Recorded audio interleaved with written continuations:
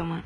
Tiene siempre el significado de una señal de alarma. Varía en cada persona de acuerdo con su manera de ser, sus mecanismos adaptativos o de defensa. Representa simultáneamente una realización distorsionada de deseos reprimidos y el castigo por estos. Inconsciente. Es el conjunto de los contenidos no presentes en el campo actual de la conciencia, y esto en un sentido descriptivo y no tópico, es decir, sin efectuar una discriminación entre los contenidos de los sistemas preconscientes e inconsciente. Conflicto psíquico. Se define como, a medida que se aproximan los recuerdos patógenos, una resistencia creciente. Esa resistencia no es más que la expresión actual de una defensa intrasubjetiva contra las representaciones que Freud califica de incompatibles. Represión. Operación por medio de la cual el sujeto intenta rechazar o mantener en el inconsciente representaciones ligadas a una pulsión. Se produce en aquellos casos en que la satisfacción de una pulsión ofrecería el peligro de provocar displacer en virtud de otras exigencias. Resistencia. Todo aquello que en los actos y palabras del analizando se opone al acceso de éste a su inconsciente, una actitud de oposición a sus descubrimientos, por cuanto estos revelaban los deseos. Aparato psíquico. Término que subraya ciertas características que la teoría freudiana atribuye al psiquismo, su capacidad de transmitir y transformar una energía determinada, y su diferenciación en sistemas o instancias. Preconsciente. Se utiliza como adjetivo para calificar lo que se escapa a la conciencia actual, sin ser inconsciente en sentido estricto. Califica los contenidos y procesos relativos esencialmente al yo y también al superyo. Consciente. Es uno de los tres estratos del aparato psíquico desde el punto de vista topográfico. Es lo que conocemos espontáneamente en vigilia, lo captado por nuestra percepción, conciencia, que nos proporciona una vivencia inmediata del yo y del mundo. Proceso primario. Condensación. Uno de los modos esenciales de funcionamiento de los procesos inconscientes. Una representación única representa por sí sola varias cadenas asociativas, en la intersección de las cuales se encuentra. Desplazamiento.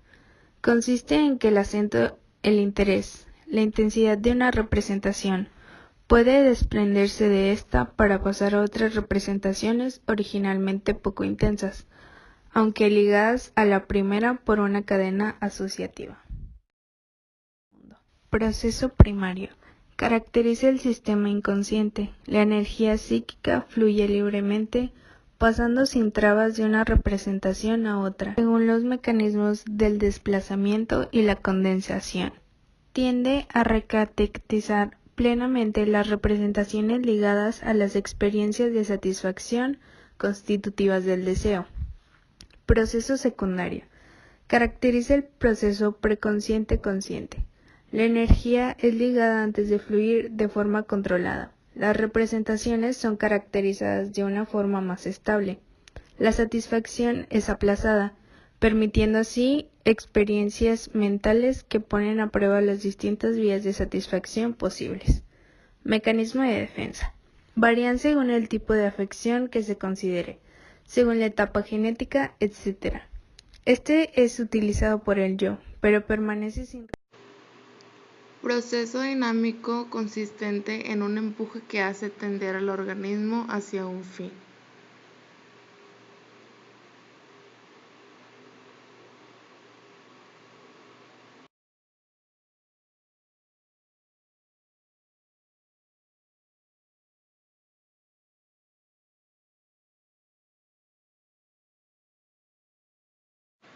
Energía postulada por Freud como substrato de las transformaciones de la pulsión sexual en cuanto al objeto.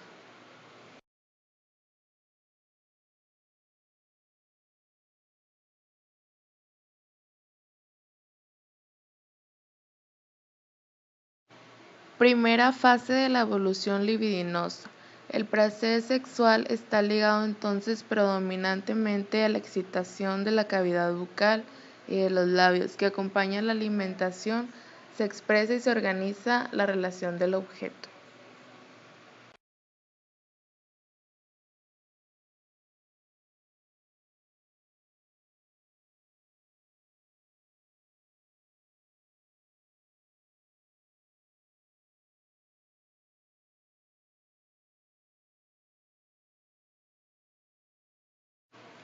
Esta se caracteriza por una organización de la libido bajo la primacía de la zona erógena anal. La relación de objeto está impregnada de significaciones ligeras a la función de defecación, expulsión y retención, al valor simbólico de las heces.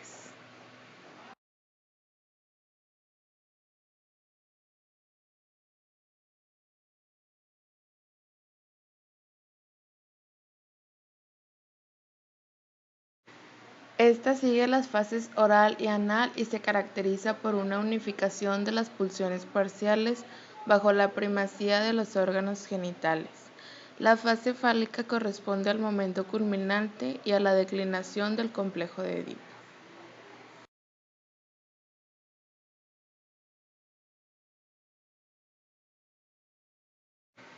Durante él se observa una disminución de las actividades sexuales, la desexualización de las relaciones de objeto y de los sentimientos, la aparición de los sentimientos como el pudor y el asco y aspiraciones morales y estéticas.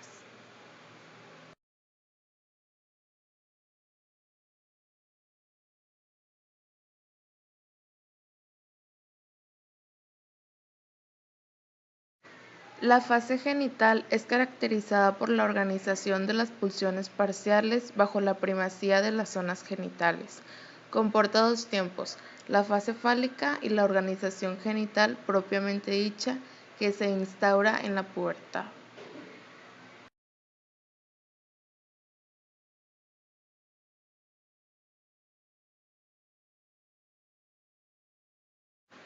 El complejo de Edipo es un conjunto organizado de deseos amorosos y hostiles que el niño experimenta respecto a sus padres, como la historia de Edipo Rey, que el deseo de muerte era el rival del personaje del mismo sexo y deseo sexual hacia el personaje del sexo opuesto. La organización pregenital califica las pulsiones, las organizaciones, las fijaciones, etc., que se relacionan con el periodo de desarrollo psicosexual.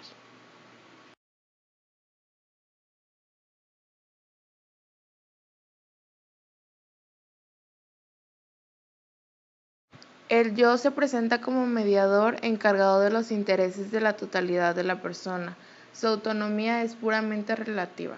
Desde el punto de vista dinámico, el yo representa eminentemente el conflicto neurótico y el polo defensivo de la personalidad. El ello constituye el polo pulsional de la personalidad. Sus contenidos, expresión psíquica de las pulsiones, son inconscientes.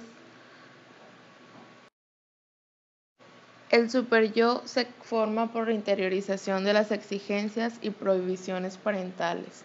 Es la conciencia moral, la autoobservación, etc. La inscripción de la pulsión en el aparato anímico se produciría por una fijación de la agencia representante psíquica en el marco de la represión primordial fundante del inconsciente.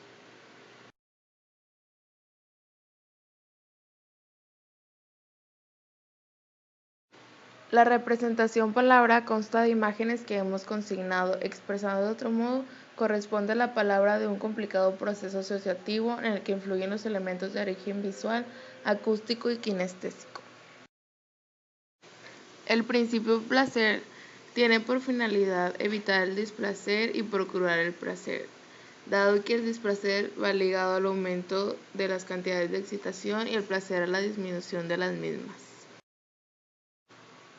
Este principio de realidad tiene como fin la búsqueda de la satisfacción y ya no se efectúa por caminos cortos, sino mediante rodeos y aplaza su resultado en función de las condiciones impuestas por el mundo exterior.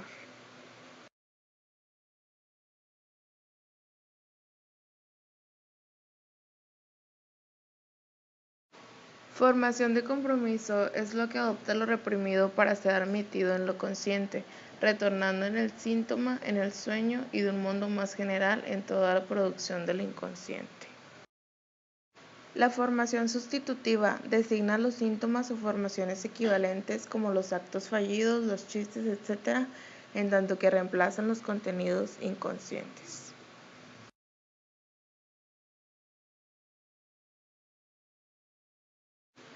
Formación de síntoma es el término utilizado para designar el hecho de que el síntoma psiconeurótico es el resultado de un proceso especial de una elaboración psíquica. Asociación libre. Esta consiste en expresar sin discriminación todos los pensamientos que vienen a la mente, ya sea a partir de un elemento dado, una figura o algún audio, o puede también ser de forma espontánea. Transferencia. Es el proceso en virtud del cual los deseos inconscientes se actualizan sobre ciertos objetos, dentro de un determinado tipo de relación establecida con ellos y de un modo especial dentro de la relación analítica. Contratransferencia. Conjunto de las reacciones inconscientes del analista frente a la persona del analizado y especialmente frente